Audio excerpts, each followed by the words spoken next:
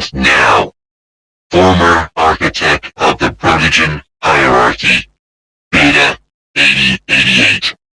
Twitter has committed an absolutely grave and horrifying sin. So, let me recap you on what happened first. Assistant, bring it up on the board. So there was a zoophile who decided, I'm going to openly declare to the entire world that I rape dogs. And I replied with a very dark moon sort of thing, saying, the only pride you deserve is to be lined up on a log and shot. And Twitter, in its infinite wisdom, decided that the correct response to an open dog fucker was to punish the person calling them out for being a dog fucker. They defended zoophilia on their platform. While it's technically against the rules and all of that, they have committed the absolutely depraved sin of letting it happen while saying that they don't condone it and punishing those who would want to see these animal rapists punished.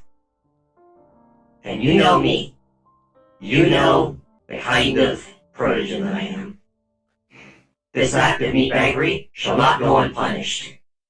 This is why I am launching Plan Phi. Now, you might not know what Phi is in relation to anti-zoophilia, but the Greek letter Phi is used by anti-zoophiles to identify each other, and as a sign that we will not say yes to animal abuse. Because zoophiles use Zeta as an identifier. Now, Plan Phi comes in a couple of stages.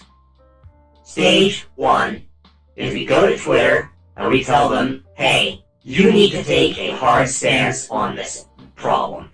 You are not taking zoophilia seriously, and you have to, or we will take more drastic measures to get zoophilia off the site. That's stage 1. If they do not acquiesce to our demands, we will move on to stage 2. Stage 2 is essentially, if you see a brand account, screenshot the zoophiles that you see on Twitter, and then go to these brand accounts, message them saying, hey, would you like your advertisements to be shown next to this illegal activity and this harmful molestation of animals? Get the advertisers to pull out of Twitter.